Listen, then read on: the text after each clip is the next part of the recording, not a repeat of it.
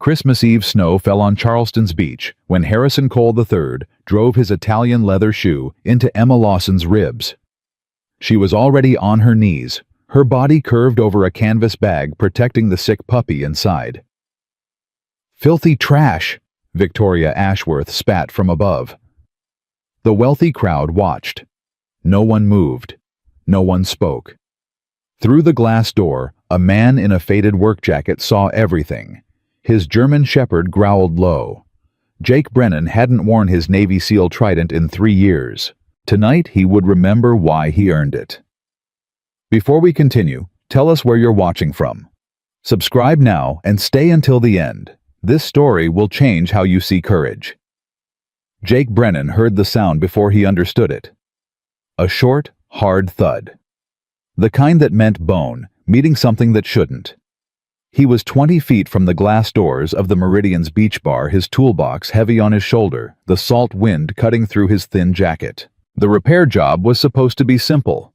Replace some wiring in the kitchen, collect $200 cash, go home to his trailer before the snow got worse. Shadow pressed against his leg. The German shepherd's ears went flat. His amber eyes locked on the scene inside. Jake followed the dog's gaze. A young woman was on the floor. Blonde hair, pulled back white uniform shirt, arms wrapped around something she was protecting with her whole body. A man in expensive clothes stood over her, his foot drawn back. "I said move," the man commanded. The woman didn't move. The foot swung forward. Jake's hand was on the door before his mind caught up with his body. 3 hours earlier, Emma Lawson had made a decision that would cost her everything. She'd stood in her cramped apartment bathroom staring at Scout in the sink. The puppy was barely 3 months old, black and tan fur, ribs showing. He hadn't eaten in 2 days, and his breathing came in shallow rasps that made Emma's chest tight. "I can't leave you alone," she whispered. "Not tonight, not like this. Not." Her brother Tommy sat on the closed toilet lid, his bald head covered by a Spider-Man beanie. 8 years old, leukemia. His 3rd round of chemo had ended 4 days ago, and he was still too weak to stand for long. "Is Scout gonna die?" Tommy asked. Emma's throat closed. "No, baby. He's just sick. Like you were sick. And you got better, right?" Tommy nodded slowly. "The doctors helped." "That's right. And I'm going to help Scout. But I need to take him with me to work tonight." "Diane's gonna be mad." Emma almost smiled. Even at 8, Tommy understood more than he should. Their neighbor Mrs. Patterson would watch him tonight, same as always. $12 an hour that Emma couldn't afford but had to pay. "Diane's always mad," Emma said. "That's just who she is." She wrapped Scout in a clean towel and placed him gently in her canvas work bag. The puppy whimpered once, then settled. His eyes found hers, trusting, desperate. 3 weeks ago, Emma had found him behind the dumpster at the Meridian. Someone had thrown him away like garbage. She couldn't afford a vet. She could barely afford Tommy's medications that insurance refused to cover. But she couldn't walk past a dying animal any more than she could walk past a dying child. Some things just weren't in her. "I love you," Tommy said as she headed for the door. Emma turned back. Her brother looked so small in the dim light. The eviction notice was taped to the refrigerator behind him, 3 weeks late on rent. The landlord had stopped returning her calls. "I love you more," she said. "I'll be home by midnight. Mrs. Patterson has my number." Emma. "Yeah, baby. It's Christmas Eve. Maybe something good will happen." Emma forced a smile. "Maybe it will." She closed the door behind her and prayed her brother was right. The Meridian Beach Bar was designed to make people like Emma feel small. Crystal chandeliers, Italian marble, staff that moved like shadows, seen but never heard. The guests who came here spent more on a single bottle of champagne than Emma made in a month. Tonight was the annual Cole Christmas Gala. Emma had worked it for 3 years. She knew the rules. Smile. Don't make eye contact. Never speak unless spoken to. Collect your tips and disappear. She also knew that Harrison Cole III would be there. Her stomach had tightened when she'd seen his name on the reservation list. Harrison was the son of Charles Cole, who owned Cole Maritime, half of Charleston's waterfront, and most of the politicians who pretended to govern it. Harrison was 32. Rich. Handsome in the way of men who'd never been told no. And he was dangerous. Last summer, a bartender named Maria had spilled a drink on Harrison's date. The next day, Maria was gone. Not fired. Gone. Emma had heard rumors, a broken wrist, a settlement that came with a non-disclosure agreement. Maria had moved to Florida and never answered her phone again. 6 months before that, a busboy had looked at Harrison wrong. He'd ended up in the hospital with 3 cracked ribs and a story about falling downstairs. Everyone at the Meridian knew. No one said anything. That was how power worked.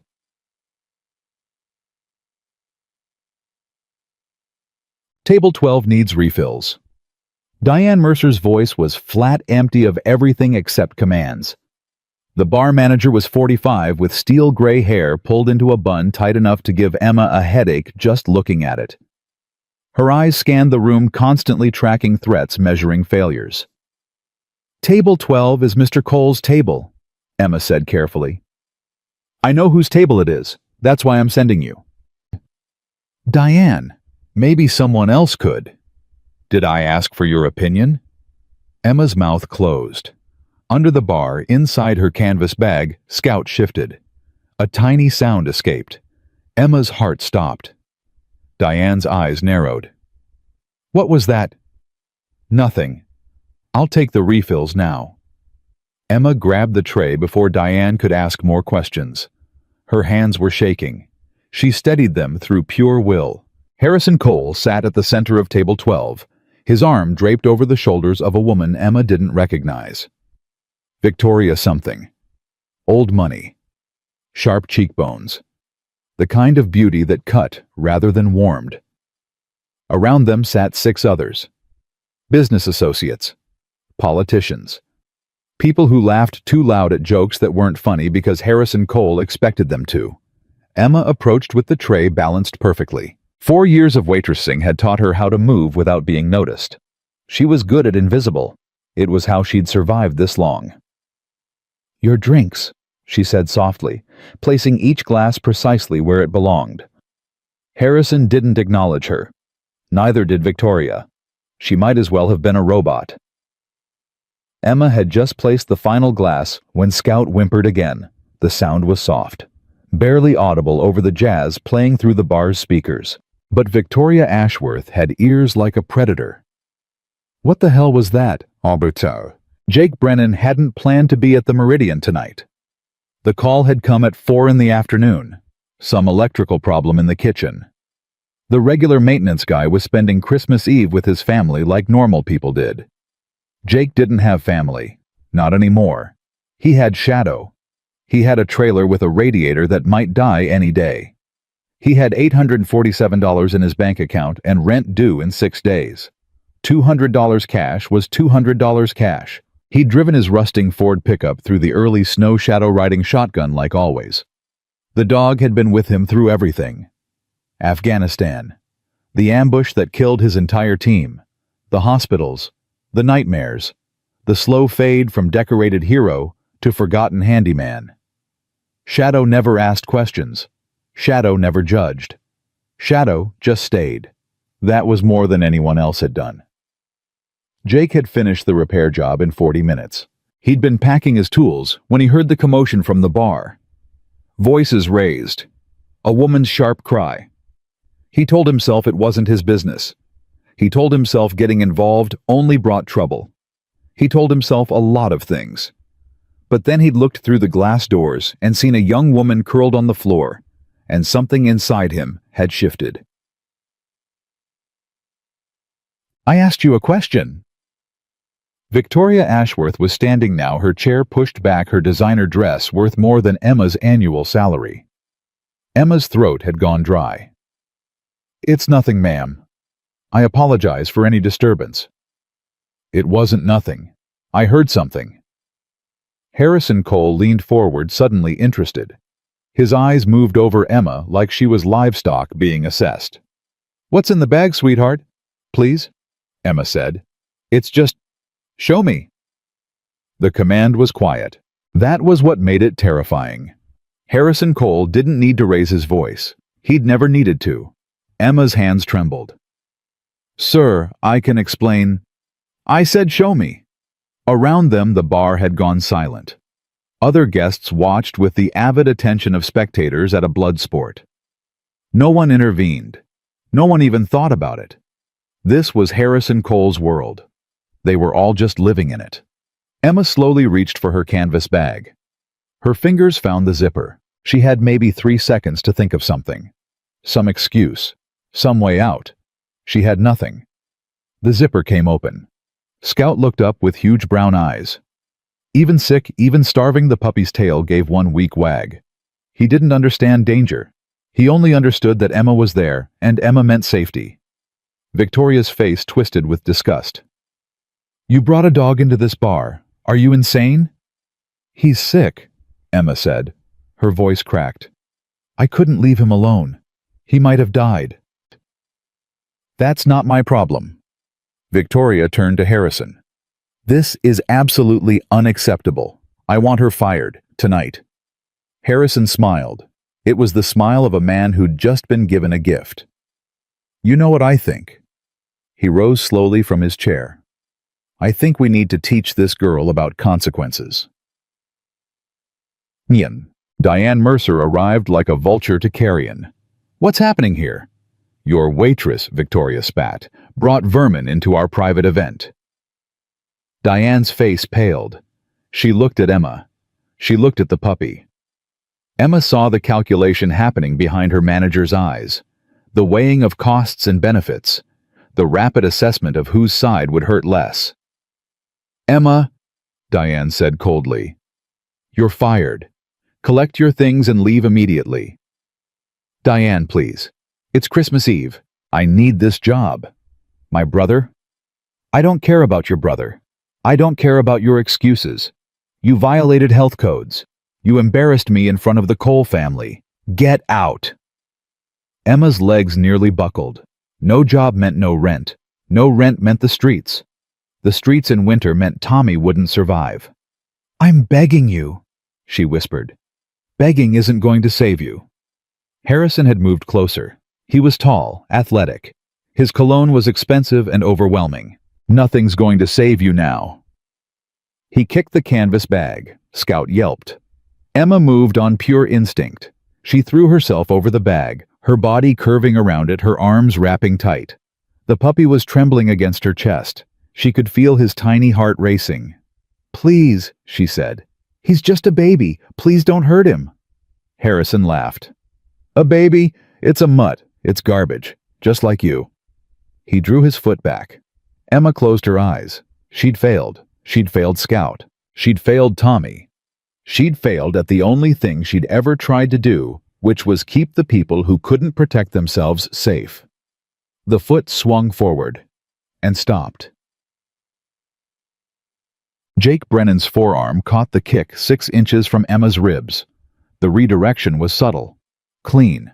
The kind of movement that looked effortless because thousands of hours of training had burned it into muscle memory. Harrison stumbled backward, more from surprise than force. His face cycled through shock, confusion, and settled on rage. "Who the hell are you?" Jake released the man's leg and straightened. He was taller than Harrison by 2 inches, broader by 30 pounds. His faded work jacket and scuffed boots made him look like he belonged in the service entrance, not the main bar. "I'm the electrician," Jake said calmly. "Then go fix a light socket. This doesn't concern you." "It does now." Behind Jake, the glass door opened again. Shadow entered with the quiet certainty of a soldier taking position. The German Shepherd was 5 years old, 70 pounds of muscle and discipline, with eyes that missed nothing. He didn't growl. He didn't need to. His presence was statement enough. Harrison's bravado flickered. "Get that animal out of here. He goes where I go, and right now, I'm not going anywhere." Victoria Ashworth recovered first. "Do you have any idea who you're talking to?" "This is Harrison Cole. His father owns this resort. His father owns half of Charleston." I know who he is. Jake's voice hadn't changed. Level, controlled, the calm of deep water. Doesn't change anything. It changes everything. Diane Mercer stepped forward, her face tight with fear and fury. You're fired too, both of you. Get out before I call security. Call them, Jake said. I'll wait. On the floor, Emma couldn't process what was happening. One moment she'd been bracing for impact. The next, a stranger was standing between her and Harrison Cole, like a wall made of flesh and principle. Scout was still trembling in her arms. She held him tighter. Her ribs ached where Harrison's first kick had landed, but she barely noticed. Adrenaline was a powerful anesthetic. Miss. The stranger's voice was directed at her now, but he didn't turn his back on Harrison. Can you stand? Emma tried. Her legs were shaking. I think so. Then stand. Slowly. Keep the dog close. She did as he said. There was something in his tone that invited trust. Not warmth. Not kindness. Something older. The voice of a man who'd given orders in places where mistakes meant death. What's your name? He asked. Emma. Emma Lawson. Emma, I'm going to get you out of here. Stay behind me. Don't speak to anyone. You can't do this, Harrison said. His confidence was returning. Men like him had short memories for fear. My father will destroy you. He'll destroy both of you. You'll never work in this city again. Jake turned slightly. For the first time, Emma saw his eyes. They were blue-gray, like winter sky over open water, and they were completely empty of fear. Your father doesn't scare me, Jake said. Neither do you. Everyone's scared of my father. I'm not everyone. Shadow moved to flank Jake's left side. The dog's attention was fixed on Harrison with the intensity of a weapon waiting to be deployed. I'm going to give you one chance, Jake continued. We're going to walk out of here. You're going to let us. Tomorrow, you're going to wake up and pretend this never happened. Do you understand? Harrison's face reddened. You're threatening me. I'm giving you an opportunity. Most people don't get opportunities. Take it. For a long moment, no one moved. The bar was silent except for the soft jazz still playing through the speakers. 50 guests watched without breathing. This wasn't entertainment anymore. This was something they couldn't categorize. A glitch in the system. A moment where the natural order had inverted. The help wasn't supposed to fight back. The help was supposed to accept. Harrison Cole III had never been told no, not by his parents, not by his teachers, not by the police, not by the judges his father bought like groceries. He'd learned at a young age that money was immunity, that wealth was armor, that the right last name could erase any sin from the record. He looked at the man blocking his path. Faded clothes, calloused hands, nothing. Nobody. And yet, there was something in the man's stillness that made Harrison hesitate. Something in the way he stood, perfectly balanced weight, distributed hands loose at his sides. Harrison had taken enough self-defense classes to recognize combat readiness when he saw it. This wasn't a maintenance worker. This was something else. Fine, Harrison said. His voice was tight. Take your little rescue project and go. But this isn't over. Not even close. I didn't think it was. Jake turned his attention to Emma. We're leaving now. Stay close. They walked through the silent bar like the last survivors of a shipwreck. Every eye followed them. Every breath was held. The Christmas decorations sparkled overhead, indifferent to the drama below. Diane Mercer blocked the exit. You think you can do this? You think you can humiliate me in front of the Coles and just walk away? Step aside, Jake said. I'll have you arrested. I'll tell them you attacked a guest. Harrison will back me up. Who do you think they'll believe? I don't care who they believe. Step aside. You're making a mistake. You have no idea what these people can do. Jake stepped closer to her. His voice dropped, meant only for Diane.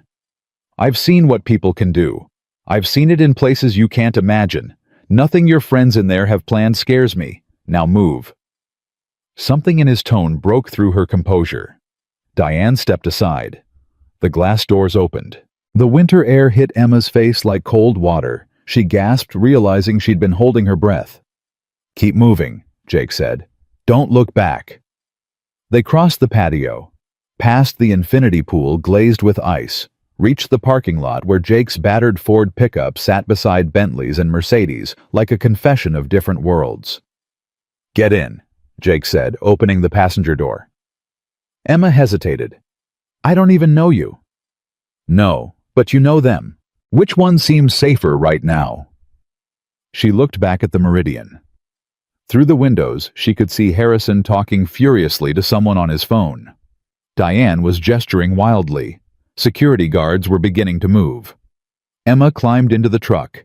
Shadow jumped into the back seat, positioning himself between Emma and the rear window. Jake started the engine. It coughed twice, then caught. "Where do you live?" he asked. "Maple Street, the apartments behind the old textile mill." Jake nodded and pulled out of the parking lot. In Emma's arms, Scout had finally stopped trembling. They drove in silence for 5 minutes. The snow was falling harder now, Christmas lights blurring past the windows. Emma stared straight ahead, her mind struggling to reassemble the evening into something that made sense. "Thank you," she finally said. "What you did back there." "Don't thank me yet, we're not clear." "What do you mean? Harrison Cole doesn't lose. He's never lost anything in his life. What happened tonight, he's going to take it personally." "So what do we do?" Jake was quiet for a long moment. When he spoke, his voice was thoughtful, careful. "I don't know yet, but I know people like him. They don't stop until someone makes them stop." "And you're going to make him stop?" Jake glanced at her. In the dashboard light, his face was unreadable. "I'm going to try." Emma's apartment building looked like it was held together by memory and prayer. 3 stories, crumbling brick, half the windows covered with plastic against the cold. "This is you?" Jake asked. "Home sweet home." The bitterness in Emma's voice surprised her. "Someone waiting for you." "My brother. He's 8. Mrs. Patterson from 2B watches him when I work." "Okay." Jake put the truck in park, but didn't kill the engine. "I'm going to give you my number. If anything happens, anything at all, you call me. Day or night. Understand?" Emma stared at him. "Why are you helping me?" The question hung in the air. Shadow shifted in the back seat tags, clinking softly. "Because someone should," Jake said finally. "Because no one else was going to. Is that enough?" "I don't even know your name." "Jake. Jake Brennan." "Jake." Emma tested the word. "Are you always this direct?"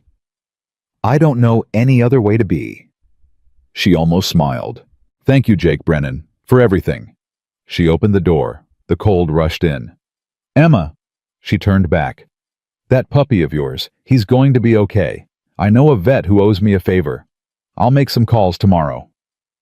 Tears pricked her eyes. She blinked them back. "You don't have to do that." "I know. I'm going to anyway." Emma climbed out of the truck, Scout still cradled against her chest. She walked toward her building, then stopped and looked back. Jake Brennan sat in his rusted pickup, his German Shepherd beside him, snow falling around them both. He raised one hand. She raised hers. And then she disappeared into the building, unaware that in a high-rise across the city, Harrison Cole was already planning his revenge. Charles Cole received his son's call at 9:47 p.m. He was in his study, a room designed to intimidate. Dark wood. Heavy leather. The mounted heads of animals he'd killed on 3 continents, watching with glass eyes. "Harrison, it's Christmas Eve. This better be important." "Some nobody just humiliated me. In front of everyone. At the gala." Charles set down his whiskey. His son's voice had that particular tremor that meant either rage or fear, and with Harrison, the two were often indistinguishable. "Explain." Harrison explained. When he finished, Charles was silent for 30 seconds. To his son, it felt like an hour. "You let a handyman make you back down." "He caught me off guard. There was something wrong with him, Dad. Something in his eyes." There's something wrong with you too if you can't handle a tradesman. I want him destroyed. Him and the waitress both. Charles stood and walked to the window. Charleston spread below him, lights glittering through the snow. His city, his kingdom, built on deals that never saw paper and bodies that never got found. What's his name? I don't know. Nobody knows. He was just there for some repair job. And the girl? Emma something. Lawson. She's a waitress. Was a waitress. Diane fired her. Good. Find out about the man. Everything. I'll handle the rest. What are you going to do? Charles returned to his chair. The leather creaked beneath him. What I always do, Harrison. What I always do. Mom. Back in his trailer, Jake couldn't sleep. Shadow lay at the foot of the narrow bed, eyes closed, but ears alert. The dog never fully relaxed. Neither did his owner. Jake stared at the water-stained ceiling, replaying the evening. The kick. The girl. The puppy. The look in Harrison Cole's eyes, the absolute certainty that he could do whatever he wanted without consequence. Jake had seen that look before, in warlords, in criminals, in men who'd grown so accustomed to power that they'd forgotten other people existed. Those men usually didn't stop on their own. They had to be stopped. His phone sat on the nightstand. He could call Marcus. His former teammate had gone federal after discharge, worked for some task force that handled people like the Coles. Maybe there was something there. Or maybe Jake was overthinking. Maybe Harrison would let it go. Maybe the whole thing would blow over like winter snow melting in spring. Jake didn't believe that for a second. Shadow lifted his head, sensing his owner's unrest. "It's okay, boy," Jake murmured. "Just thinking." The dog huffed softly and settled back down. Outside, the snow continued to fall. And somewhere in Charleston, powerful men were making plans that would change everything. The phone rang at 6:15 a.m. Jake was already awake. He hadn't slept more than 2 hours, his mind cycling through scenarios, calculating risks. Shadow stood at attention the moment the phone buzzed. "Brennan?" "Jake, it's Marcus. Marcus Delgado." Jake sat up. He hadn't heard from Hawk in 8 months. They'd served together in Afghanistan, bled together, buried brothers together. After discharge, Marcus had gone federal. Jake had gone nowhere. "Hawk, it's been a while." "I know. Listen, I got a call this morning from a friend at Charleston PD. Your name came up." Jake's jaw tightened. "That was fast." "What did you do?" "Protected someone who needed protecting." From Harrison Cole. "You know him." Marcus laughed, but there was no humor in it. "Brother, everyone in federal law enforcement knows the Coles. We've been trying to build a case against them for 3 years. Trafficking influence, bribery, witness intimidation, maybe worse." "How much worse?" "A waitress disappeared 2 years ago, Maria Santos. She had a run-in with Harrison at some resort event. Week later, she's gone. No forwarding address, no family contact, just gone." Jake thought of Emma, her tired eyes, her sick brother, the way she'd curled around that puppy like it was the last thing worth saving. "I need everything you have on them." "Jake, these people are dangerous. Charles Cole has judges in his pocket, police chiefs, maybe a senator or two. You start poking around, they'll come for you." "They're already coming for me. Might as well know what I'm dealing with." Silence on the line. "Then, I'll send what I can. But Jake, be careful. The Coles don't just ruin people, they erase them." Emma woke to Tommy's coughing. The sound cut through her exhausted sleep like a knife. She was on her feet before her eyes fully opened, crossing the tiny bedroom in 3 steps. Tommy sat up in his bed, his small body shaking with each cough. His Spider-Man beanie had slipped off during the night, revealing his bald head, the visible cost of chemotherapy. "I'm here, baby. I'm here." She held him until the coughing passed. His forehead was warm. Too warm. "My chest hurts," Tommy whispered.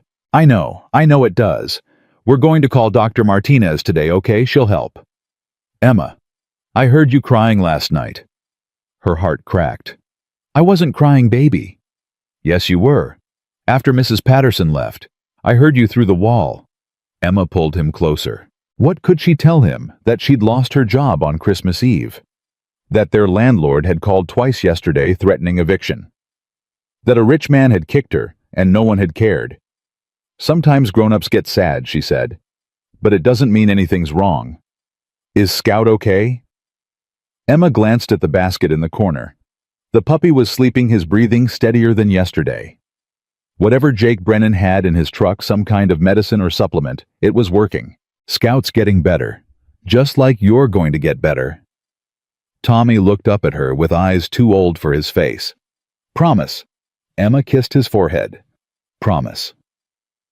So, the eviction notice had been slipped under her door sometime during the night. Emma stared at it, her coffee growing cold in her hands. 7 days. She had 7 days to come up with 3 months of back rent, or they'd be on the street. Her phone showed 16 missed calls. 8 from Diane Mercer. 4 from unknown numbers. 4 from the temp agency that had placed her at the Meridian. She called the temp agency first. Emma, I'm so sorry. The coordinator's voice was tight with discomfort. We can't place you anymore. Your file's been flagged. Flagged for what? I can't say. We can't work with you. I'm sorry. The line went dead. Emma tried the next agency in her contacts. Same result. Then the next, and the next. By the 4th call, she understood. Harrison Cole wasn't just angry. He was systematic. Jake pulled his truck into the parking lot of the VA hospital at 9 a.m. He'd been coming here every week for 2 years. Not for himself, he'd given up on the VA's ability to help him long ago, but for the men who couldn't give up. The ones missing limbs. The ones missing pieces of their minds. The ones society had used up and thrown away. Today, he needed to see one man in particular. Sergeant First Class William Doc Patterson was in his usual spot by the window. 63 years old. Vietnam veteran. 3 Purple Hearts and a mind that sometimes drifted to places no one could follow. Jake? Doc's eyes cleared when he saw him approach. Wasn't expecting you until Thursday. Needed to talk. You got time? Sun time is all I got. Jake sat across from him. Shadow settled at his feet, ever watchful. I did something last night, Jake said. Protected a woman from a man who was hurting her. Now that man's family is coming after us both. Cole family. Jake's head snapped up. How do you know? Doc smiled, but it was sad. I've been in this city 40 years. The Coles have been running it for 30. Charles Cole's father built half the port. His grandfather ran liquor during Prohibition. That family's roots go deeper than the Cooper River. So everyone just accepts it, lets them do whatever they want. Most do. Fear's a powerful motivator. Doc leaned forward. But you're not. Most people are you. I'm nobody, just a broken-down vet doing odd jobs. You're a Navy SEAL who earned the Silver Star in Kandahar. You think people don't know. You think your record doesn't follow you. Jake said nothing. Son, you survived that ambush for a reason. Lost your whole team and kept breathing. That's not luck. That's purpose. Maybe this woman, this situation, maybe it's what you've been waiting for. I'm not waiting for anything. I'm just trying to get by. Ain't that what we all tell ourselves? Doc sat back. The Coles have enemies, people they've hurt over the years. You find those people, you might find allies. Like who? There's a cop, Lieutenant Rosa Vega, honest as they come. She's been building a file on the Coles for years, but she can't move without evidence that'll stick. Maybe you can help each other. Jake filed the name away. Anyone else? The bar manager, Diane Mercer. She knows where all the bodies are buried, literally and figuratively. She's loyal to them. She's trapped by them. There's a difference. Her daughter works in Cole's main office. You think that's coincidence? Doc shook his head. Find the cracks, Jake. Every empire has them. The Coles are no different. The call came while Emma was trying to feed Tommy lunch. Unknown number. She almost didn't answer. Miss Lawson, this is David Chen from Charleston Children's Hospital. Emma's heart stopped. Is something wrong? Tommy's appointment isn't until next week. That's why I'm calling. We need to move it up. Dr. Martinez reviewed his latest blood work. His white cell count is dropping faster than expected. The room tilted. Emma gripped the counter for support. What does that mean? It means we need to discuss accelerating his treatment. There are options, but they're aggressive and expensive. How expensive?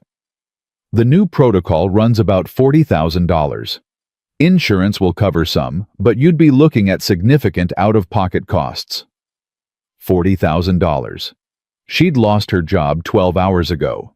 She couldn't make rent, and now they wanted $40,000 to keep her brother alive.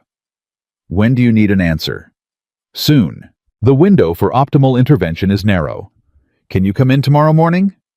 I'll be there. Emma hung up. Her hands were shaking so hard she could barely set the phone down. Emma. Tommy's voice was small. What's wrong? She turned to face him, forcing everything she felt below the surface. Nothing's wrong, baby. The doctors just want to see you sooner. That's good news. It means they're paying attention. Tommy wasn't fooled. He was 8, not stupid. Are we going to be okay? Emma knelt beside him and took his thin hands in hers. We are always going to be okay, no matter what. Do you understand me? He nodded slowly. She hugged him tight, hiding her face so he couldn't see her tears. The knock on her door came at 2 p.m. Emma opened it to find Jake Brennan standing in the hallway. Shadow sat at his heel. In Jake's hands was a paper bag from a local deli and a small cardboard carrier from a pet supply store. Figured you might not have had time to shop, he said. Sandwiches, and medicine for the puppy. Emma stared at him. How did you know where I live? I mean, you dropped me off, but building's not hard to find. Can I come in? She stepped aside. Jake entered the apartment and took it in with a single sweep. The peeling wallpaper, the radiator that clanked, the eviction notice still sitting on the counter where Emma had left it. He didn't comment on any of it. How's the puppy? Better. Whatever you gave him last night helped. Good. My vet friend will see him tomorrow. No charge. Why are you doing all this? Jake set the bags on the counter. When he turned to face her, his eyes were steady. Because I made a choice last night. When I stopped that kick, I put myself in this. And when you're in something, you see it through. That's how I was trained. Trained? Navy SEALs, 12 years, 3 deployments. Emma's mouth opened. She'd known he wasn't ordinary. The way he moved, the way he'd handled Harrison. But this, why didn't you say something? Doesn't usually help. People hear SEAL, and they expect some kind of superhero. I'm not that. I'm just a guy who learned some skills and can't forget them.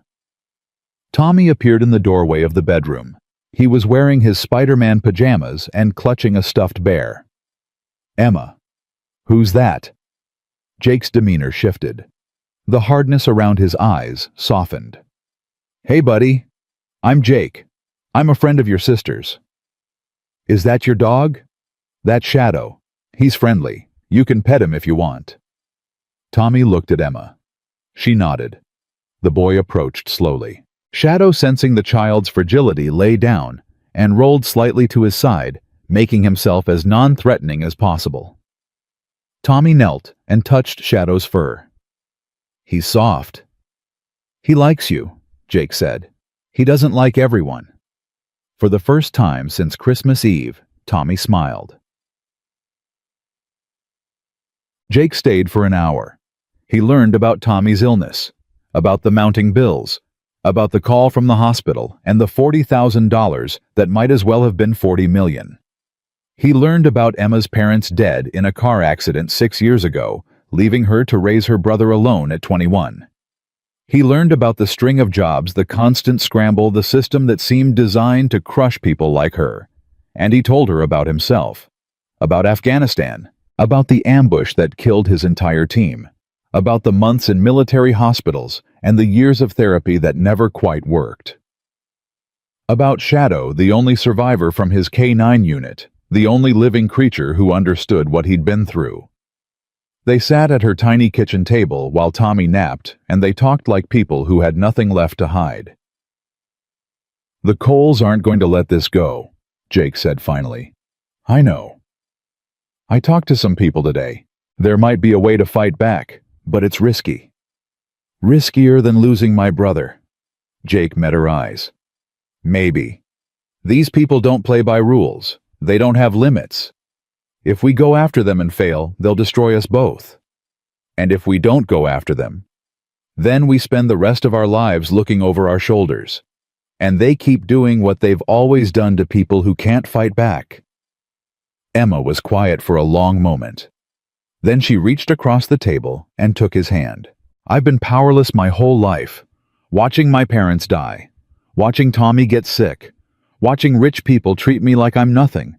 I'm tired of it. I'm tired of being afraid. Then we fight. Then we fight." Kiddo. The bar on King Street was the kind of place cops went when they didn't want to be seen. Jake arrived at 7 p.m. Lieutenant Rosa Vega was already there, sitting in a back booth with a beer she hadn't touched. She was 40 with sharp features and tired eyes. Her badge was hidden under her jacket, but the way she held herself announced what she was. "Mr. Brennan, thanks for coming." Jake slid into the booth across from her. "Doc Patterson said you wanted to talk." "Doc's a good man. He's also right. I've been after the Coles for 3 years. Every time I get close, something happens. Witnesses disappear. Evidence gets lost. Judges rule things inadmissible. They own the system. Parts of it, not all of it." Rosa leaned forward. "I heard what happened at the Meridian. What you did? I stopped a man from kicking a woman. You stopped Harrison Cole from kicking a woman in front of 50 witnesses. Do you have any idea how unprecedented that is?" "I wasn't thinking about precedent. No, you were thinking about doing the right thing. That's rare in this city." She paused. "I want to bring them down, Jake. All of them. But I need help." "What kind of help?" "The kind that doesn't show up in official reports. Charles Cole is meeting with some associates tomorrow night. Private gathering at the Meridian. If someone could get inside, wear a wire record what they discuss.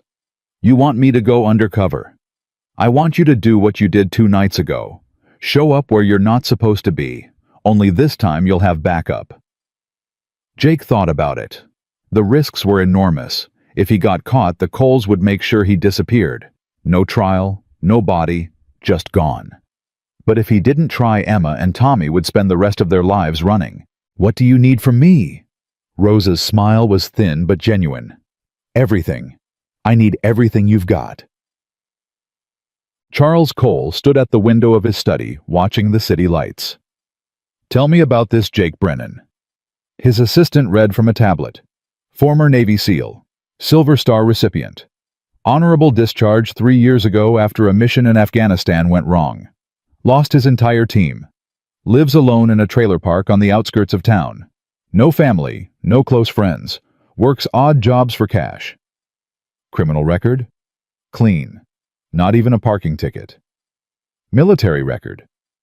Classified. We couldn't access the details, but the file is thick. Whatever he did over there, it was significant." Charles turned from the window. "A decorated war hero who lives in a trailer and fixes electrical problems for cash. Interesting." "Sir, broken men are the most dangerous kind. They have nothing to lose." Charles walked to his desk. "What about the girl?" "Emma Lawson, 27, raising her younger brother who has leukemia. 3 months behind on rent. No assets, no resources. We've already blacklisted her with every temp agency in the city." "Good. Keep the pressure on. I want her desperate." "And Brennan?" Charles sat down, his leather chair creaking beneath him. "Find his weakness. Everyone has one. Find it and we'll use it." "Yes, sir." The assistant left. Charles stared at the photograph on his desk. His son Harrison smiling at some charity gala. Useless, privileged, weak. But blood was blood. And no one humiliated a Cole without consequences. Chapang. Jake returned to his trailer at midnight. Shadow was restless, pacing the small space, sensing his owner's tension. Jake sat on the edge of his bed and pulled out the file Rosa had given him. Photographs. Documents. Years of careful investigation. The Coles had destroyed at least a dozen lives that Rosa could prove. Probably more that she couldn't. Businesses ruined. Careers ended. People who'd simply disappeared. And at the center of it all, a single thread that Rosa had never been able to pull. A death. 2 years ago, a man named Daniel Reeves had been found floating in the harbor. The official ruling was suicide. But Reeves had been an accountant for Cole Maritime, and 2 days before his death, he'd contacted the FBI about financial irregularities. The case had gone cold. No witnesses. No evidence. But Rosa believed the answers were still out there buried in the Coles' records waiting to be found. Jake closed the file. Tomorrow night, he would walk into the lion's den. He would either find what Rosa needed to bring them down, or he would become another name in her file of the disappeared. Shadow jumped onto the bed and pressed against him. "It's okay, boy," Jake murmured, stroking the dog's fur. "We've been in worse spots." But even as he said it, he wasn't sure it was true. Emma put Tommy to bed at 9 o'clock. She sat beside him reading his favorite story about a brave knight who saved a kingdom. Tommy's eyes grew heavy, but he fought sleep.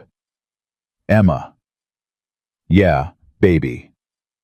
"Is the man with the dog going to help us?" "I think so."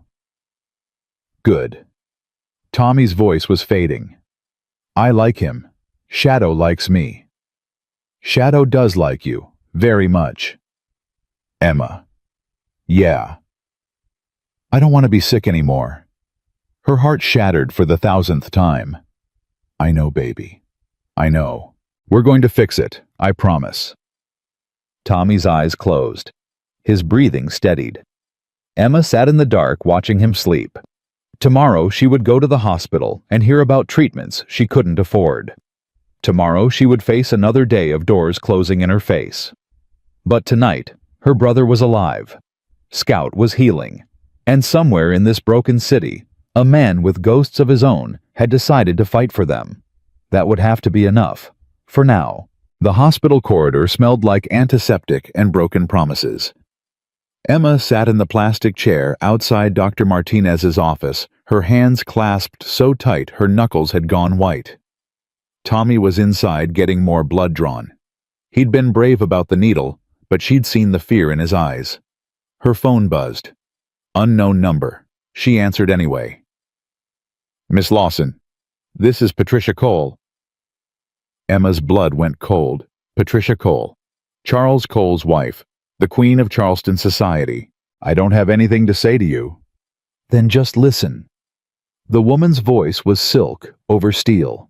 "I understand you're having some financial difficulties, medical bills, rent, the usual struggles of people in your position. My position, working class, dear. Don't be offended, it's simply a fact." A pause. "I'm calling to offer you a solution. I don't want anything from your family. $50,000, cash. Enough to cover your brother's treatment and your back rent with some left over." Emma's heart hammered. $50,000. It was everything she needed. It was salvation in a number. "What's the catch?" "No catch, just a signature, a simple non-disclosure agreement. You forget what happened at the Meridian. You forget my son's name.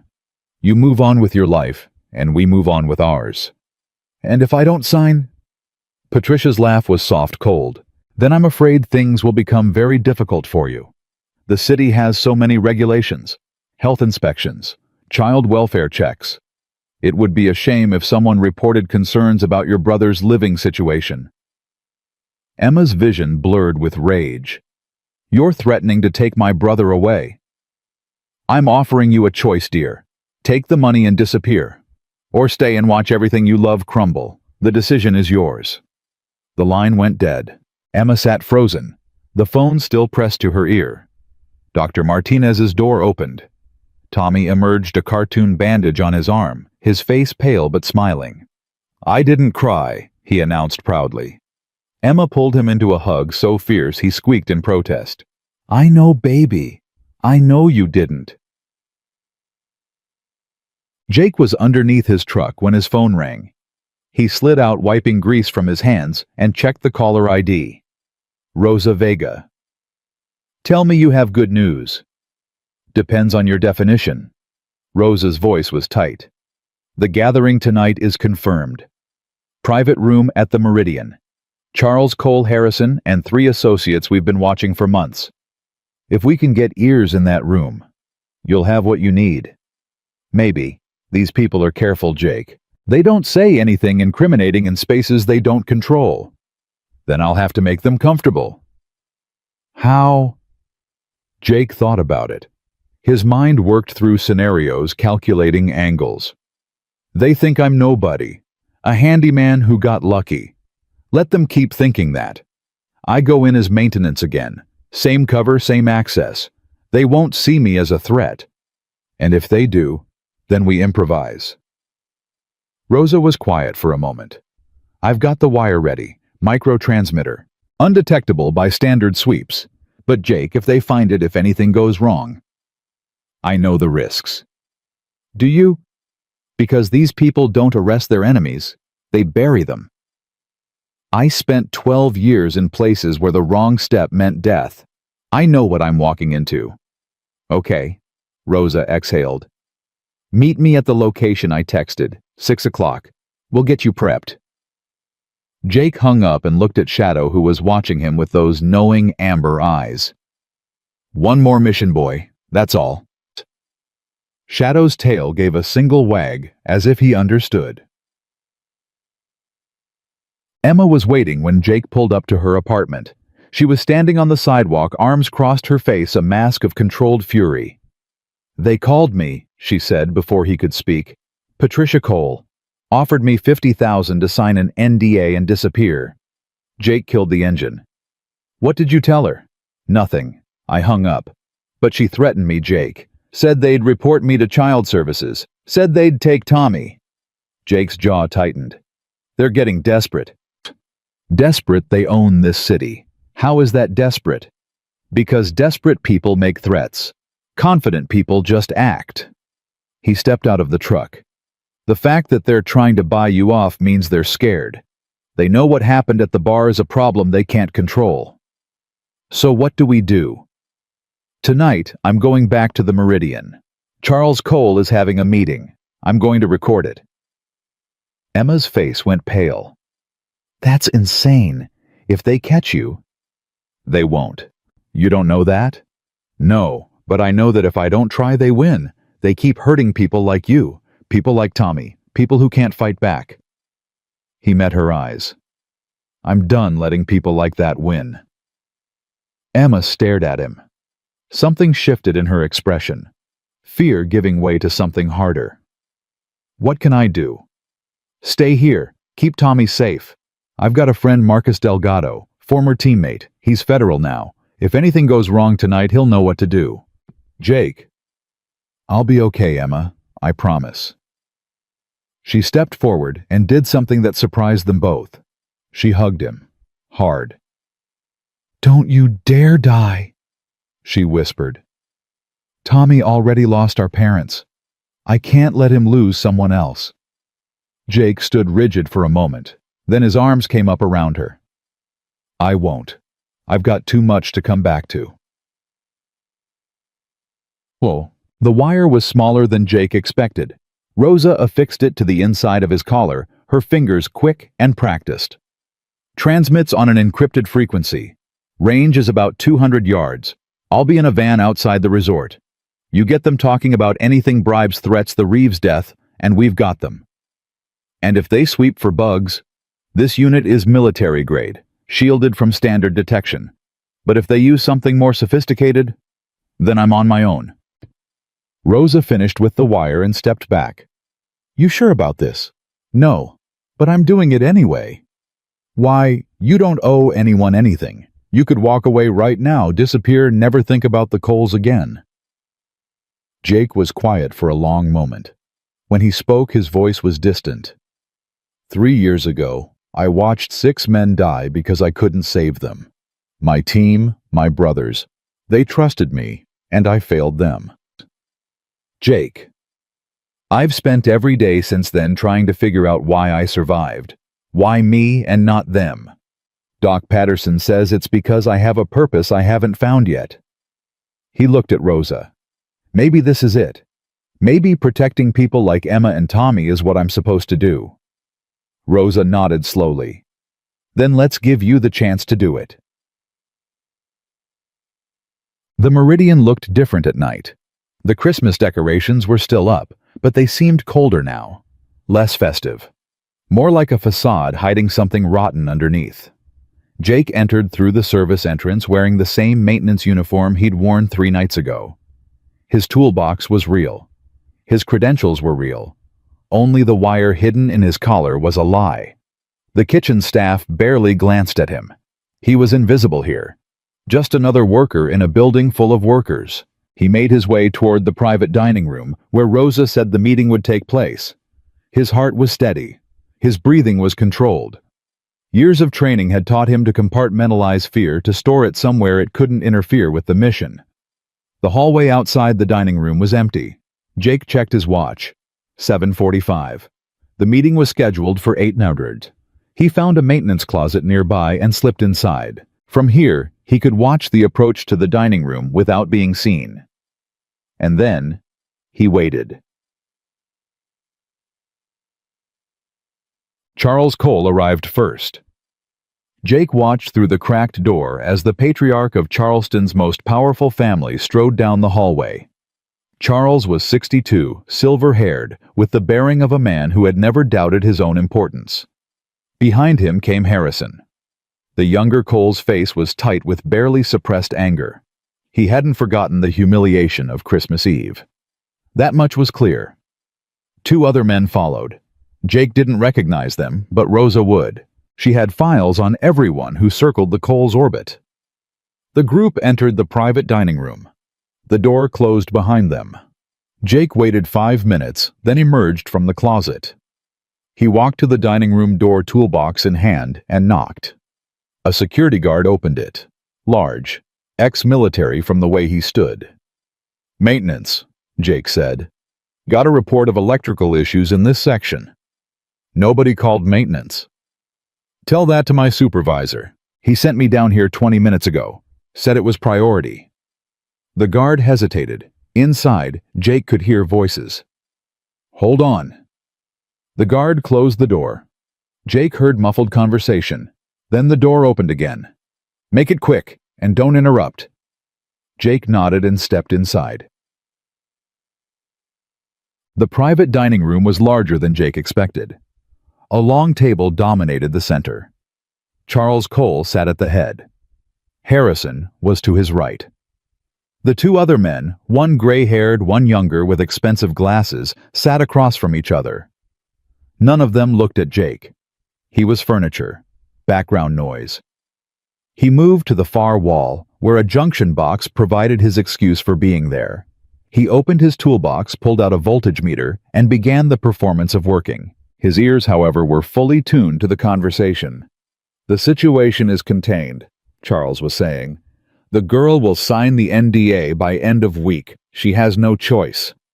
"And the other one," the gray-haired man's voice was gravelly. "The seal. Being handled. Handled how the man embarrassed your son in public. People are talking." Harrison's face reddened. "I could have dealt with him myself if—" "You couldn't deal with a waitress," the man with glasses cut in. "Let's not pretend you can deal with a trained killer." "Enough!" Charles's voice was ice. "Brennan is a problem. I'm aware. But he's a problem with a solution. Everyone has pressure points. We find his.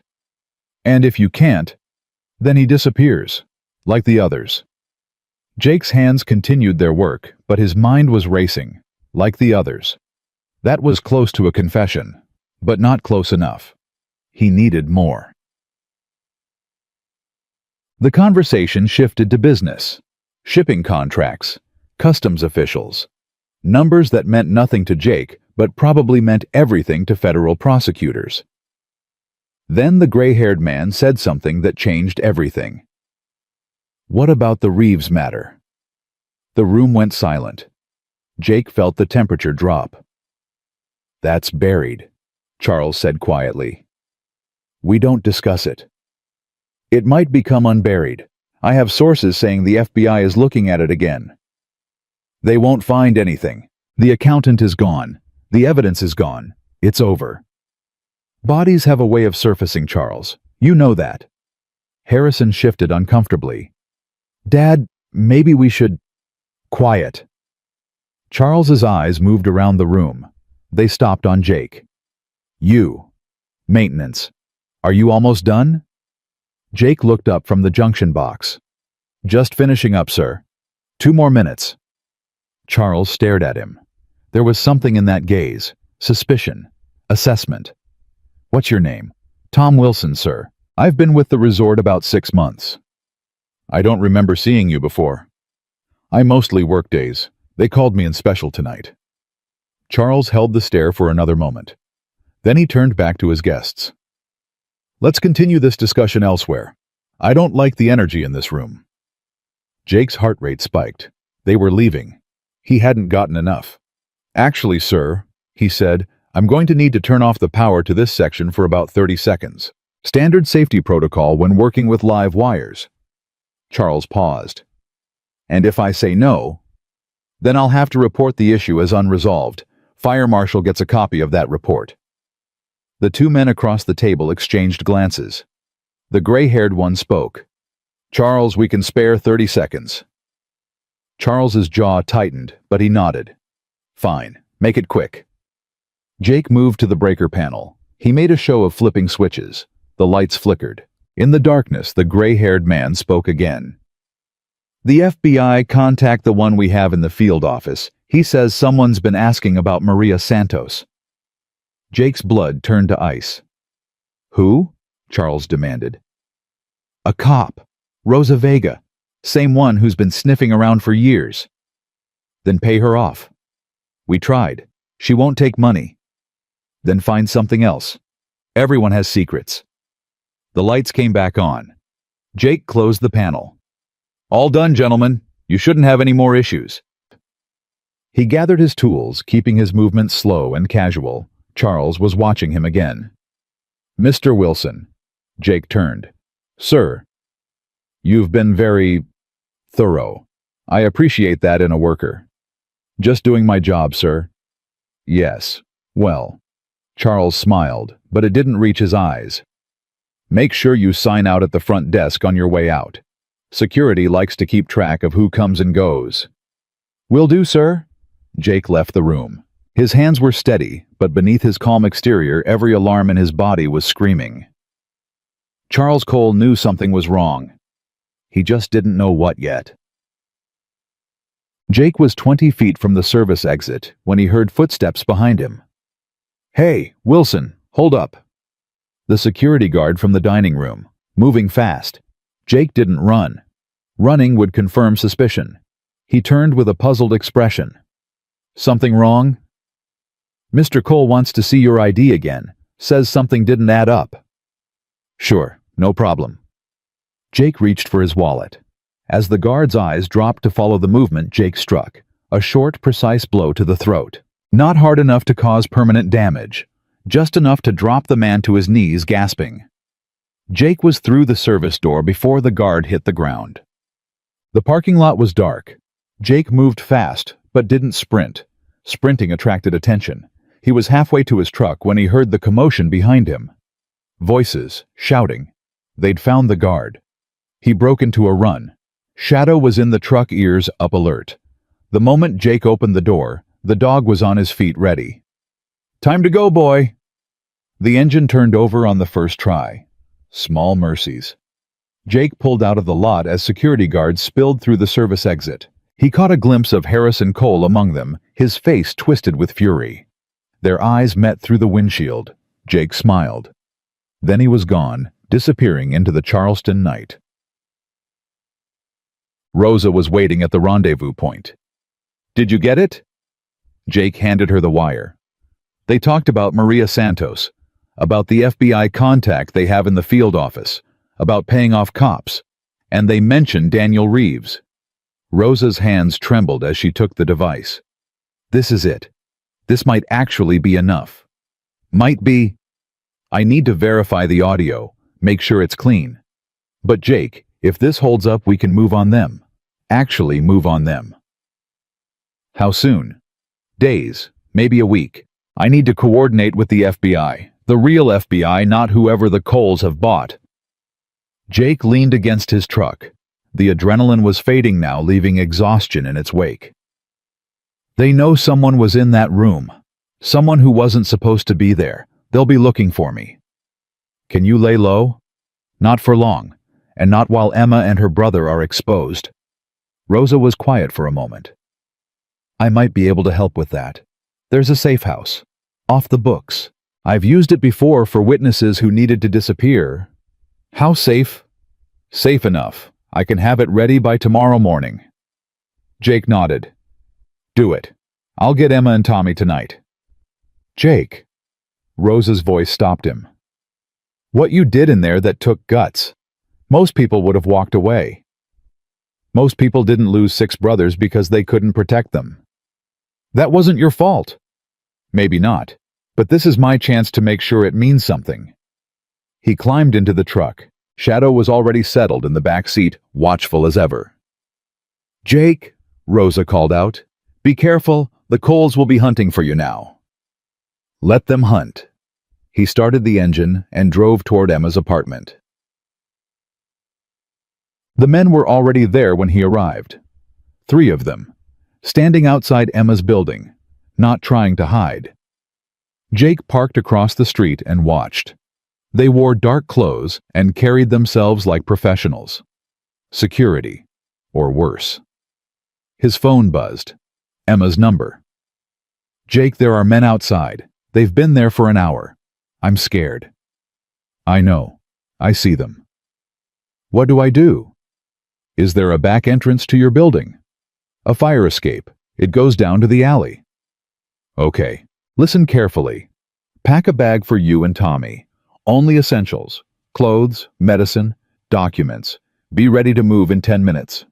"Where are we going?" "Somewhere safe. Trust me." "I trust you." Jake hung up and looked at Shadow. "Feel like a distraction, boy." Shadow's tail wagged once. Jake opened the door. The 3 men noticed him immediately. He walked toward them with his hands visible, non-threatening, casual. "Evening, gentlemen, you lost." The largest one stepped forward. "Move along, this doesn't concern you." "See, I think it does. I've got a friend who lives in this building, and I don't like people lurking outside her door. Last warning, walk away." Jake smiled. "Make me." The first punch was telegraphed. Jake sidestepped it easily, using the man's momentum to send him stumbling into a parked car. The second man came in low. Jake caught his arm twisted and felt something pop. The man screamed. The third drew a weapon. Shadow. The German Shepherd came out of nowhere. 70 pounds of muscle and teeth hit the armed man square in the chest. The gun went flying. Jake retrieved it before the man could recover. He pressed the barrel to the fallen man's forehead. "Who sent you?" "Go to hell." Jake's finger tightened on the trigger. "Wrong answer." Okay, Cole. Harrison Cole. He wanted to scare the girl, that's all. Just scare her." "Where's Harrison now?" "I don't know. He doesn't tell us where he goes." Jake stepped back. "Get out of here, all of you. Tell your boss the next time he sends men after that woman they won't walk away." The 3 men scrambled to their feet and disappeared into the night. Jake looked up at Emma's window. A light came on. It was time to go. Emma was waiting in the fire escape with Tommy in her arms. The boy was half asleep, clutching his stuffed bear. Scout was in Emma's bag, quiet for once. "Is it safe?" she whispered. "For now. Come on." They descended the fire escape and crossed through the alley to Jake's truck. Emma climbed in with Tommy. Shadow made room in the back. "Where are we going?" Tommy asked sleepily. On an adventure, Jake said. You like adventures, I guess. Good, get some sleep. We've got a long night ahead. Tommy's eyes closed almost immediately. Emma looked at Jake as he pulled away from the curb. Thank you. Don't thank me yet, we're not clear. I know, but still. She reached over and touched his arm. Thank you for not giving up on us. Jake glanced at her. In the dim light, her face was tired and scared and beautiful. I don't know how to give up, he said. It's a character flaw. For the first time in days, Emma smiled. The safe house was a small cottage on the outskirts of Mount Pleasant, hidden behind a row of overgrown hedges that hadn't been trimmed in years. Rosa had been right. It was off the books. No records. No neighbors close enough to notice strangers coming and going. Jake carried Tommy inside while Emma gathered their bags. The boy barely stirred, exhausted from the chaos and the late hour. There's a bedroom in the back, Rosa said. She'd arrived 10 minutes before them, sweeping the place for anything the Coles might have planted. Put him there. I'll keep watch outside. Emma followed Jake to the bedroom and watched as he laid Tommy gently on the mattress. The boy's face was pale in the dim light, his breathing shallow but steady. He's getting worse, Emma whispered. The doctor said we need to start the new treatment within days, not weeks. Days. We'll figure it out. How I can't even show my face at the hospital. The Coles have people everywhere. Jake turned to face her. Rosa has contacts. People outside Charleston's reach. If Tommy needs treatment, we'll get him to someone who can help. You keep saying we, like this is your problem. It is now. Emma's eyes filled with tears she refused to let fall. Why, you don't owe us anything. You could have walked away that night at the bar. You still could. Jake was quiet for a long moment. When he spoke, his voice was rough. 6 men trusted me with their lives. I led them into an ambush and watched them die. Every single one. He paused. I spent 3 years wondering why I survived. Why me and not them? And then I saw you on that floor protecting that puppy and something clicked. What? Maybe I survived so I could be there that night. Maybe everything I went through was leading to that moment. He met her eyes. I don't know if that's true, but I know I can't walk away. Not from you, not from Tommy. Emma stepped forward and took his hands. Then don't. Morning came gray and cold. Jake hadn't slept. He sat at the kitchen table studying the files Rosa had left behind.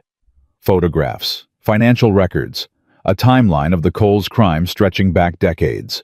The recording from the Meridian was clean. Rosa had confirmed it 2 hours ago. Clear audio. Identifiable voices. References to bribery, witness intimidation, and the disappearance of Daniel Reeves. It was enough to move forward. But moving forward meant painting a target on everyone involved. His phone buzzed. Marcus Delgado. Jake, we've got a problem. What kind? The leak in the FBI. We identified him last night. Agent named Patterson. He's been feeding the Coles information for years. Can you arrest him? Already done. But here's the thing, he talked before we took him in. The Coles know about the safe house. Jake's blood went cold. How long do we have? I don't know, hours maybe. Get Emma and the kid out of there. Now. Jake was already moving before the call ended. Emma was in the bedroom with Tommy when Jake burst through the door. We have to go, right now. What's happening? They found us. Get Tommy. I'll grab the bags. Emma didn't argue. She scooped Tommy into her arms, the boy waking with a confused cry. Emma, what's wrong? Nothing, baby. We're just moving again. I'm tired of moving. I know you are. Jake had the bags in 30 seconds. Shadow was already at the door, ears flat, sensing the danger. They were in the truck and moving before Emma could buckle her seatbelt. Where are we going? Marcus has a backup location, 40 minutes north. And if they find that one too? Jake's jaw tightened. Then we keep moving until they can't. They were 15 minutes out when the black SUV appeared in the rearview mirror. Jake watched it for half a mile. It kept pace, never gaining, never falling back. "We've got company." Emma turned to look. Her face went white. "Is that them?" "Probably." "What do we do?" Jake's mind raced through options. The road they were on was rural. Few turns, no witnesses. Perfect place for an ambush. "There's a gas station about 2 miles ahead. Busy intersection. They won't try anything with witnesses around. And after that, we improvise." The SUV was gaining now. Jake pressed the accelerator, but his truck was old. The engine complained. "Jake." "I see them." The gas station appeared ahead. Jake pulled in hard tires, squealing. The SUV shot past, unwilling to follow into the crowded lot. "Stay here." Jake jumped out of the truck and scanned the road. The SUV had stopped about a quarter-mile away. Waiting. His phone rang. "Unknown number," Jake answered. "Mr. Brennan, this is Charles Cole." Jake's grip tightened on the phone. "How did you get this number?" "I get whatever I want, Mr. Brennan. That's what money does." A pause. "You've been very busy. Breaking into my resort. Recording my private conversations. Assaulting my employees. Your employees tried to kidnap a woman and child." "Semantics. The point is, you've become a nuisance, and I don't tolerate nuisances." "What do you want?" "A meeting. Face to face. Just us." "Why would I do that?" "Because if you don't, my men will follow you wherever you go, and eventually they'll catch you. And when they do, it won't just be you who suffers." Jake looked back at the truck. Emma was watching him through the window, Tommy clutched against her chest. "Where?" "My estate. Tonight. 9 o'clock. Come alone." "And if I do?" "What guarantee do I have that you won't just make me disappear?" Charles laughed. "None. But you'll come anyway. Because you're the kind of man who has to see things through. I've read your file, Mr. Brennan. I know exactly what you are." The line went dead. Jake stood in the parking lot, the winter wind cutting through his jacket. He had 12 hours to figure out how to walk into a trap and walk back out alive. Rosa's reaction was immediate. "You can't go. It's suicide." "I don't have a choice." "There's always a choice." "Not this time." Jake paced the cramped hotel room Marcus had secured. "As long as I'm out here, they'll keep hunting Emma and Tommy. The only way to end this is to end it. By getting yourself killed. By getting Charles Cole to say something he can't take back." Rosa stared at him. "You want to wear the wire again." "I want to nail this bastard to the wall. And I want to do it on his own property in front of his own people. Jake, his estate will be swept for surveillance equipment. The wire won't work." "Then we use something else." Jake turned to Marcus, who had been silent until now. "You said you had access to military-grade tech, stuff that can't be detected." Marcus nodded slowly. "I might know a guy. But Jake, even with the best equipment, you're walking into the lion's den, alone." "Not alone." Jake looked at Shadow, who lay at his feet. "He comes with me." "A dog isn't backup." "Shadow saved my life more times than I can count. He's the best backup I've ever had." Rosa and Marcus exchanged glances. Neither looked convinced. "There's something else," Jake said. "Something that might give us an edge." "What?" "Diane Mercer, the bar manager. Doc Patterson told me she knows where the bodies are buried, literally. She's loyal to the Coles. She's trapped by the Coles. Her daughter works in their office. But if we can get to her, offer her protection, she might flip." Rosa's eyes narrowed. "It's risky. If she tips them off, it's a risk we have to take. Because right now, Charles Cole thinks he's invincible. The only way to beat him is to make him realize he's not." Finding Diane Mercer took 2 hours. She lived in a modest townhouse in West Ashley, far from the glittering resort where she spent her days. When Jake knocked on her door, she opened it with a glass of wine in her hand and terror in her eyes. "You. What are you doing here?" "We need to talk." "I have nothing to say to you." "Then just listen." Jake held up his hands. "I'm not here to hurt you. I'm here to help you." "Help me. You've ruined everything. The Coles are furious. They're going to destroy anyone connected to what happened, including you." Diane's face crumpled. "My daughter. She works in their office. If I say anything, if I do anything, we can protect her.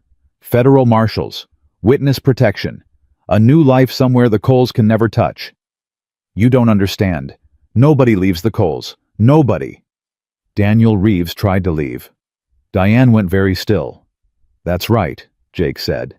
"I know about Reeves. I know he contacted the FBI. I know he ended up floating in the harbor. And I know you know what really happened." "I don't know anything." "Diane." Jake stepped closer. "I've seen your face when Harrison walks into a room.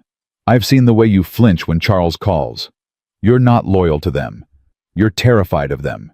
There's a difference." Tears streamed down her cheeks. "Even if I wanted to help, even if I knew something, you do know something, and deep down, you want to tell it, because carrying that weight is killing you." Diane stared at him for a long moment. Then her shoulders sagged. "There's a file. In Charles's study. A real file, not digital. He keeps it in a safe behind his desk. It has everything.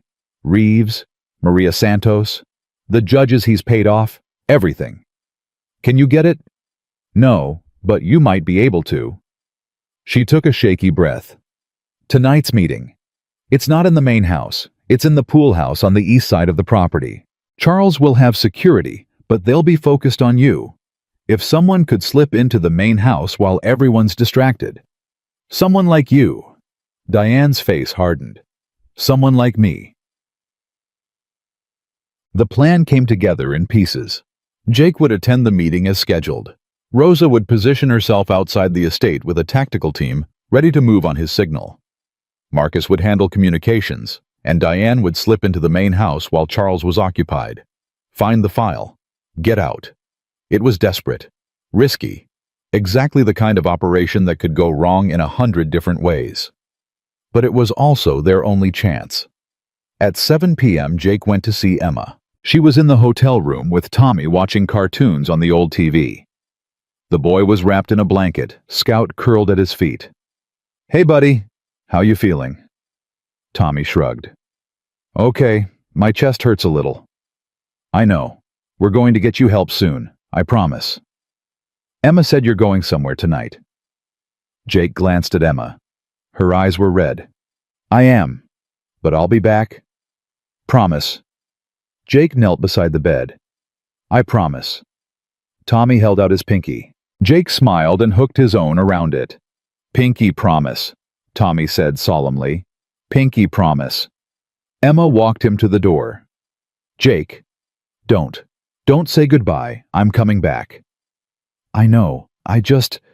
She reached up and touched his face. "Thank you. For everything. No matter what happens. Nothing's going to happen. Tomorrow this is all going to be over. And we're going to figure out the rest together. Together. Together." She kissed him. Soft. Quick. A promise more than anything else. Then Jake walked out the door, Shadow at his heel. The Cole estate was everything Jake expected. A fortress of wealth hiding behind elegant gates and manicured hedges, security cameras, motion sensors, men in suits who carried themselves like professionals. Jake drove up to the gate at exactly 9 p.m. A guard approached his window. "Name? Jake Brennan. Mr. Cole is expecting me." The guard checked a list, then waved him through. The driveway was long. Jake counted 3 checkpoints before reaching the main house. Each one documented, each one reported to Rosa through the earpiece hidden in his collar. "I'm in," he murmured. "Copy that." Rosa's voice crackled. "Diane's in position. We're ready to move on your signal." Jake parked and stepped out of the truck. Shadow jumped down beside him. A man in an expensive suit waited on the steps. Mr. Brennan, follow me. They walked around the main house toward the pool house. Jake counted guards. 4 visible, probably more hidden. The pool house was larger than most people's homes. Charles Cole waited inside, seated in a leather chair, like a king on his throne. Harrison stood behind him, arms crossed, glaring at Jake with pure hatred. Mr. Brennan. Charles gestured to a chair across from him. Please, sit. I'll stand. Suit yourself. Charles smiled. That's quite a dog you have there.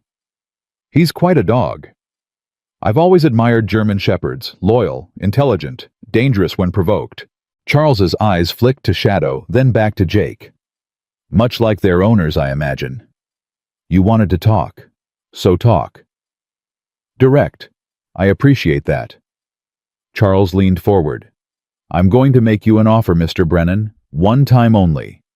Are you listening? I'm listening. $1 million, cash, untraceable. In exchange, you disappear. Leave Charleston. Leave the girl. Forget any of this ever happened. And if I don't? Charles's smile faded. Then you become another name on a very long list of people who thought they could defy me. Like Daniel Reeves. The temperature in the room dropped. Harrison stepped forward. Watch your mouth. Why? Because I might mention how your family had an accountant killed for threatening to expose your corruption, or how Maria Santos disappeared after your son tried to assault her. Lies, Harrison spat. Are they? Jake looked at Charles. I have recordings. I have documents. I have witnesses. Your empire is built on a foundation of bodies, Mr. Cole, and foundations like that always crumble. Charles was silent for a long moment. When he spoke, his voice was deadly calm. You're bluffing. Try me. Even if you had evidence, which you don't, who would believe you? I own the police. I own the courts. I own the politicians. You don't own the FBI. Something flickered in Charles's eyes. Fear. Federal agents are outside your gate right now, Jake continued. They have warrants for your house, your office, your shipping records, everything. You're lying. Marcus. Jake spoke to the air. There was a moment of silence. Then in the distance, sirens. Charles's face went white. You can't do this. Do you have any idea who I am? Yeah. Jake stepped closer. You're just a man, and men can fall. The door burst open. Federal agents poured in. Rosa was among them, her badge held high. Charles Cole, Harrison Cole, you're under arrest. Harrison lunged at Jake. Shadow intercepted him, knocking him to the ground with a single leap. Get that animal off me! Jake whistled. Shadow stepped back but kept his eyes on Harrison. It's over, Jake said. All of it. Charles was on his feet now, but agents had his arms. For the first time he looked old, fragile, human. You don't know what you've done, he hissed at Jake. You don't know what forces you've set in motion. Maybe not, but I know one thing. What? You'll never hurt anyone again. Diane met them outside the main house. Her face was pale, her hands trembling, but she held a thick folder against her chest. I got it. Everything. It's all here. Rosa took the folder and flipped it open. Her eyes widened. My God, this is everything. Names, dates, transactions, even photographs. Charles kept it as insurance, Diane said, in case anyone ever tried to betray him. He never thought someone would betray him first. Jake looked at her. What about your daughter? She's safe. Marcus's people got to her 2 hours ago. She's on her way to a secure location. And you? Diane's eyes filled with tears. I don't know. I don't know what happens now. Now you start over. Jake put a hand on her shoulder. You did the right thing, the hard thing. That's what matters. The arrests made national news by midnight. Charles Cole, Harrison Cole, 3 associates, a federal judge, 2 state senators, a web of corruption spanning decades, unraveled in a single night. Jake watched the coverage on the hotel room TV, while Emma slept beside him. Tommy was in the other bed, Scout at his feet, Shadow on the floor between them. His phone buzzed. Rosa. The recording is on every news channel. The file Diane gave us, it's enough to put them away for life. Good. You did it, Jake. You actually did it. We did it. What are you going to do now? Jake looked at Emma, at Tommy, at the two dogs who had become part of something none of them expected. I don't know. But for the first time in 3 years, I think I'm going to find out. The morning after the arrests, Jake woke to silence. Not the heavy silence of dread. Not the watchful silence of waiting for the next threat. Just quiet. The kind he hadn't known in years. Emma was still asleep beside him, her breathing soft and even. Tommy was curled in the other bed with Scout, both of them lost in dreams. Shadow lay at the foot of Jake's bed, eyes open, watching the door out of habit. It's okay, boy, Jake murmured. We're safe. Shadow's tail thumped once against the mattress. Jake slipped out of bed and walked to the window. The sun was rising over Charleston, painting the sky in shades of gold and pink. Somewhere out there, Charles and Harrison Cole were waking up in federal custody. Their empire was crumbling. Their allies were scrambling. For the first time since Afghanistan, Jake felt something he barely recognized. Hope. The phone call came at 8 a.m. Rose's voice was tired but triumphant. It's done. The grand jury handed down indictments this morning. Charles Harrison, Judge Morrison, both senators, and 6 others. They're not getting out. What about bail? Denied. Flight risk. The evidence is overwhelming, Jake. That file Diane gave us, it's a roadmap of every crime they've committed for the past 30 years. They're finished. Jake let out a breath he didn't know he'd been holding. What happens now? Now comes the hard part. Trials. Testimonies. It could take months, maybe years, but they're not walking away from this. Not ever. And Emma, Tommy. Safe. The threats against them are being taken seriously. We've assigned protective detail until the trials are over. She's not going to like that. She doesn't have to like it. She just has to be alive. Jake hung up and turned to find Emma standing in the doorway. She was wearing one of his shirts, her hair mussed from sleep, her eyes searching his face. Good news. The best. It's over. Emma crossed the room and wrapped her arms around him. He held her tight, feeling her heartbeat against his chest. I can't believe it, she whispered. I keep waiting to wake up. This is real. All of it. What happens now? Jake pulled back and looked at her. Now we figure out the rest. The hospital called at noon. Dr. Martinez's voice was warm. Miss Lawson, I have news about Tommy's treatment. Emma gripped the phone. What kind of news?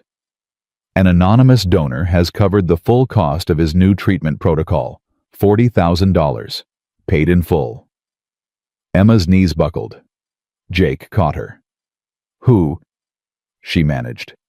Who did this? They wished to remain anonymous, but there was a note. What did it say? Dr. Martinez paused. It said, for the brave boy with the Spider-Man beanie, from someone who knows what it means to fight. Emma looked at Jake. He shook his head slightly. It wasn't me, he said quietly. I don't have that kind of money. Then who? Jake thought about it. Rosa, Marcus, Doc Patterson. Any one of them could have pulled strings called in favors. Does it matter? He asked. Tommy's going to get his treatment. That's what counts. Emma was crying now, tears streaming down her face. But for the first time in months, they were tears of joy. Thank you, she whispered into the phone. Thank you so much. Tommy started his treatment the next morning. Jake drove them to the hospital.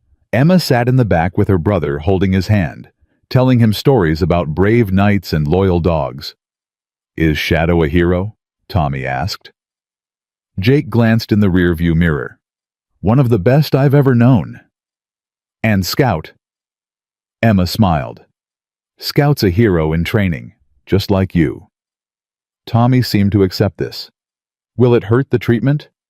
Maybe a little, Emma admitted.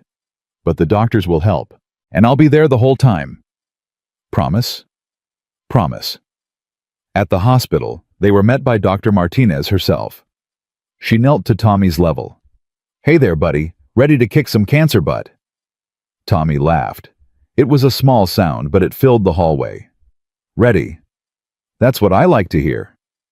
Emma kissed Tommy's forehead and watched him disappear down the corridor with the medical team. Jake stood beside her, solid and steady. He's going to be okay, she said. It wasn't a question. Yeah, he is. The news coverage continued for weeks. Every day brought new revelations, new victims coming forward, new evidence emerging from the files Diane had recovered. Charles Cole's empire wasn't just corrupt, it was rotten to the core. Money laundering through shell companies, bribery networks spanning 3 states, the systematic intimidation of anyone who tried to speak out, and beneath it all the bodies, Daniel Reeves, Maria Santos, a construction worker named James, who had threatened to go to the press about unsafe conditions at a coal development site, a journalist named Catherine, who had been investigating the family's political connections. 4 dead, dozens more whose lives had been destroyed. The trials were set to begin in March. Federal prosecutors were confident. The evidence was overwhelming. For the first time in decades, the Coles would answer for what they'd done. Doc Patterson died on a Tuesday. Jake got the call from the VA hospital while he was helping Emma unpack boxes at her new apartment. A small place, but clean and safe. A fresh start. Mr. Brennan, I'm sorry to inform you. Sergeant Patterson passed away this morning, peacefully in his sleep. Jake sat down hard on the nearest box. He left something for you, the nurse continued. A letter and a medal. A medal. His Purple Heart. He said you'd know what to do with it. Jake drove to the hospital alone. Shadow sat in the passenger seat, sensing his owner's grief. Doc's room was empty, stripped of the little pieces of personality that had made it his. Only the letter remained sitting on the nightstand in a plain envelope. Jake opened it with shaking hands. Jake, if you're reading this, I've finally shipped out. Don't waste time mourning. I've been on borrowed time since '68. I watched you these past weeks. Watched you become the man I always knew you could be. You stopped hiding. You started fighting. Not with guns or fists, but with something harder. Courage. That's what the medal is for. Not because you killed anyone. Because you saved people. That waitress. Her brother. All the victims who will finally get justice. You asked me once why you survived that ambush. I think you know the answer now. You survived because the world still needed you. And you proved it. Take care of that girl. Take care of her brother. Take care of that beautiful dog who loves you more than life itself. And Jake. Stop punishing yourself. Your team would be proud of who you've become. I'm proud of who you've become. See you on the other side, son. Doc. Jake read the letter twice. Then he folded it carefully and placed it in his pocket next to his heart. Shadow pressed against his leg. I know, boy. I know. The first trial began on March 15th. Jake testified for 3 days. He told the jury about Christmas Eve, about the kick, about Emma's terror and Harrison's cruelty. He told them about the recordings, about the threats, about the long night at the Cole estate when everything finally came crashing down. The defense tried to tear him apart. They brought up his PTSD, his nightmares, the months of therapy after Afghanistan. Jake didn't flinch. You claim to be a hero, the defense attorney sneered. But isn't it true that you suffer from severe psychological problems that you can't distinguish between threats and innocent situations? Jake looked at the jury. 12 ordinary people. 12 faces watching him with a mix of skepticism and hope. I know what a threat looks like, he said quietly. I've spent my whole life learning to recognize them, and I know what I saw that night. A man kicking a woman who was trying to protect something weaker than herself. That's not psychological problems. That's evil. Pure and simple. The courtroom was silent. And yes, Jake continued, I have nightmares. I have bad days. I carry things that most people can't imagine. But that doesn't make me wrong. It makes me someone who understands what cruelty costs, what it takes from people, what it leaves behind. He looked directly at Harrison Cole, who sat at the defense table with his expensive lawyers. You thought money made you untouchable. You thought power meant you could do whatever you wanted without consequences. But you were wrong. And now, everyone knows it. The defense had no further questions. The verdicts came in on April 4th. Charles Cole, guilty on all 37 counts: racketeering, bribery, conspiracy to commit murder, obstruction of justice. Harrison Cole, guilty on 22 counts: assault, intimidation, conspiracy. Judge Morrison, guilty on 19 counts. The two senators, guilty on 15 counts each. The courtroom erupted when the verdicts were read. Victims wept. Reporters shouted questions. Families who had waited years for justice embraced each other. Jake sat in the back row, Emma beside him. She gripped his hand so tight it hurt. We did it, she whispered. You did it. I just helped. Don't do that. Don't diminish what you sacrificed. Jake looked at her. The woman who had curled around a dying puppy to protect it. The woman who had raised her brother alone. The woman who had stood up to an empire and refused to break. Okay, he said. We did it. Together. Sentencing came 3 weeks later. Charles Cole received 45 years. He would die in prison. Harrison Cole received 25 years. He would be an old man if he ever got out. The others received sentences ranging from 10 to 30 years. Outside the courthouse, Rosa found Jake standing alone. Hell of a thing, she said. Yeah. What are you going to do now? Jake watched the crowd disperse. Victims heading home, reporters filing their stories. A city slowly healing from decades of wounds. Marcus offered me a job, security consulting, using my skills for something good. You going to take it? Maybe. But first, I've got something else to do. What's that? Jake smiled. Live. Spring turned to summer. Tommy's treatment was working. His color returned. His energy came back. He started running again, chasing Scout through the park, while Shadow watched with patient amusement. Emma's Cafe opened on June 1st. She called it Second Chances. It was small. Just a weathered kiosk on a stretch of public beach.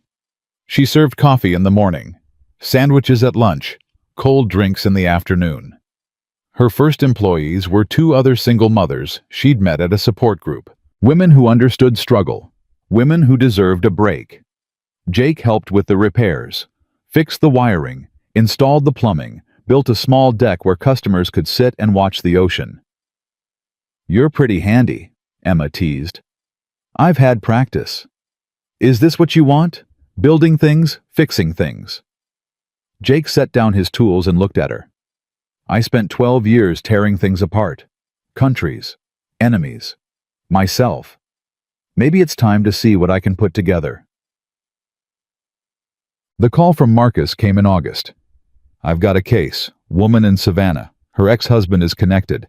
Local cops won't touch him. She's scared for her life. Jake looked at Emma. They were sitting on the deck of her cafe watching Tommy build sandcastles with Scout. I can be there tomorrow. I figured. Rosa's sending files to your phone. Marcus. Yeah. Thank you. For everything. Don't thank me. Just keep doing what you're doing. The world needs more people like you. Jake hung up. Emma was watching him. Another mission. Something like that. A woman who needs help. Someone powerful is hurting her. Are you going? Only if you're okay with it. Emma reached out and took his hand. Jake Brennan. I knew who you were the moment you stepped through those glass doors. You're not the kind of man who looks away. That's what I love about you. Love? She smiled. Did I stutter? Jake pulled her close. I love you too. All three of you. Three? You, Tommy, and Scout. What about Shadow? Jake looked at his dog, who was lying in a patch of shade watching the waves. Shadow's not included. He's family. That goes without saying. The first anniversary of Christmas Eve came and went. Jake and Emma spent it at the cafe. Tommy was healthy now, his hair growing back, his laugh filling the air. Scout had grown into a beautiful young dog, still a little clumsy, still endlessly enthusiastic. Doc Patterson's medal hung on the wall behind the counter, a reminder of what courage cost, what it meant. The Coles were in prison. Their empire had been dismantled. Their victims had received settlements from the seized assets. Justice imperfect, but real. Diane Mercer had started over in Oregon. New name. New life. She sent Emma a Christmas card with no return address. Just 2 words, thank you. Rosa Vega had been promoted. She was running the Charleston field office now, fighting other battles, protecting other victims. Marcus Delgado kept calling with cases. Women who needed help. Children who needed protection. Jake took every one. You're building something, Emma said one night. They were lying in bed, Shadow at their feet, the sound of waves through the open window. Building what? A legacy, a reputation. People are starting to talk about you. The man who took down the Coles, the man who helps people no one else will help. I don't want a reputation. Too bad, you've got one. Jake was quiet for a moment. When I was in Afghanistan, I used to wonder what it was all for. The fighting, the dying, the sacrifice, none of it seemed to mean anything. And now I know. It was training, preparation for this. He pulled her closer. For you, for Tommy, for every person I can help. That's a lot of responsibility. Maybe, but it's mine, and I'm not running from it anymore. The final scene happened 3 years later. Jake stood on the deck of Emma's cafe watching the sunset. The business had grown. 3 locations now, 12 employees. A foundation in Tommy's name that helped families with sick children. Tommy was 11, healthy, happy, starting middle school in the fall. He wanted to be a veterinarian. Because of Scout, he said. Because she showed me that broken things can be fixed. Scout was a certified therapy dog now. She visited the children's hospital every week, bringing joy to kids who needed it. Shadow went with her, the old veteran watching over his young protege. Emma came up behind Jake and wrapped her arms around him. What are you thinking about? Everything. Nothing. How different life is from what I expected. Good different or bad different? Good. Definitely good. She rested her chin on his shoulder. I got a call today, from a reporter. She wants to do a story about us, about what happened, about what we built after. What did you tell her? That I'd have to ask my husband. Jake turned in her arms. The ring on her finger caught the sunset light. Your husband says yes, as long as the story includes the dogs. Emma laughed. It wouldn't be complete without them. Tommy ran up the deck stairs, Scout and Shadow at his heels. He was grinning, sand in his hair, joy in his eyes. Mom, Dad, look what I found. He held up a sand dollar. Perfect. Unbroken. Jake knelt to examine it. That's beautiful, buddy. It's for you. Because you always say we should look for beautiful things. Jake took the sand dollar and held it carefully. Such a small thing. Such a simple gift. Thank you, he said. I'll keep it forever. Tommy hugged him hard, then ran off again, the dogs following. Emma moved to stand beside Jake. You know what I think. What? I think God doesn't always send angels with wings. Sometimes he sends broken men who refuse to look away. Sometimes he sends loyal dogs who stand between cruelty and the innocent. Jake looked at her. At Tommy. At the dogs playing in the fading light. I think you're right. I usually am. Don't let it go to your head. She kissed him soft and slow. Too late. That night, Jake sat on the deck alone. Shadow lay beside him, head on his boot, breathing slow and steady. The old dog was graying now, slower than he used to be, but still watching, still protecting. We did okay, boy, Jake murmured. Shadow's tail thumped once. All those years, all that pain, it led us here, to them. The stars were coming out, one by one filling the sky. Jake thought about the men he'd lost, the brothers who had died in Afghanistan. He wondered if they could see him now, if they were proud. He thought about Doc Patterson, about the letter, about the Purple Heart that hung on the wall of Emma's cafe. He thought about Charles Cole, rotting in a federal prison, about Harrison facing decades behind bars, about all the victims who had finally gotten justice.